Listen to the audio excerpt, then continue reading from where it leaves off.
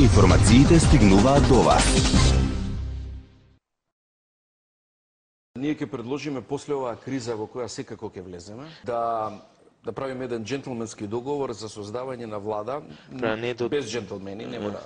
На влада во Македонија секогаш по швајцарскиот модел, на Сипас моделит Швейцарија. Голема коалиција. Тоа се две македонски и две албански партии. Во Македонија политичката опозиција е тотален губитник овие 20 години и тоа секогаш била. Независно дали биле ВМРО или СДСМ. Второ, ни одговара систем во кој ќе се ротираат функционерските места, главните функционерски места. Премиер ќе може да биде во тој случај албанец без некаква посебна пензија или проблем. Сега тоа е драма.